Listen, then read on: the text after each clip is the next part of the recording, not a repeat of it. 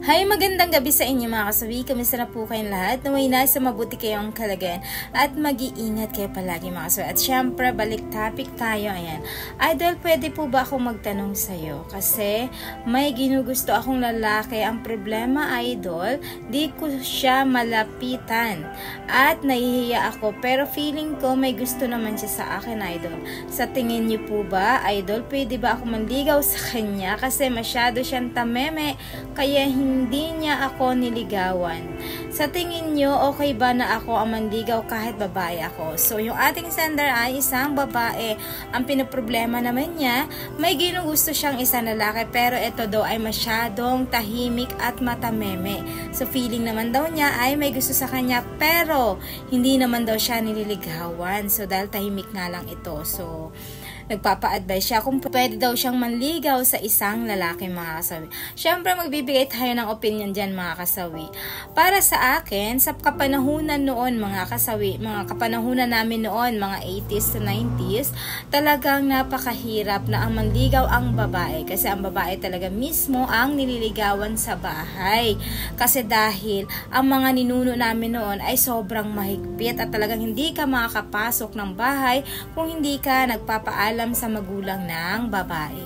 Pero sa henerasyon naman natin ngayon na 2025 na mga kasawi, ay ang babae na mismo ang nagbibigay ng motibo, nagbibigay ng, ayan, na talaga na mismo sila ang pwedeng manligaw sa mga kalalakihan. Diba? May mga babae nga na sila na mismo ang nagbibigay ng, ay, gusto kita, crush kita, ganyan.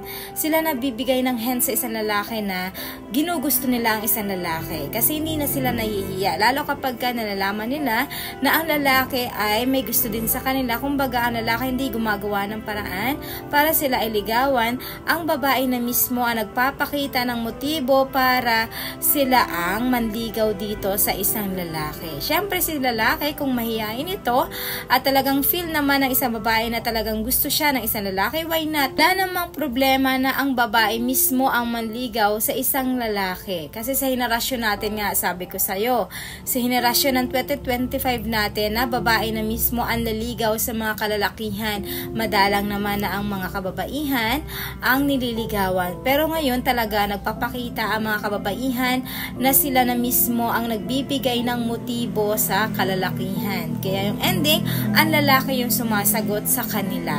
Diba minsan ng mga kababaihan pa nga ang nagyayaya sa mga lalaki na tara, date tayo, or tara, kain tayo sa labas, tara, inom tayo, tara, punta tayo sa ganito, mag-rides tayo. So, syempre, ano pa bang ina-expect ng isang lalaki?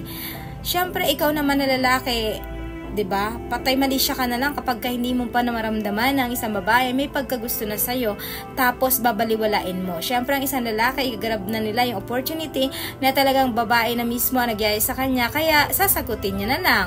I-accept niya na lang ito. Kaya yung ending, nagiging sila kahit na ang babae ang nanliligaw. Dami kasing paraan.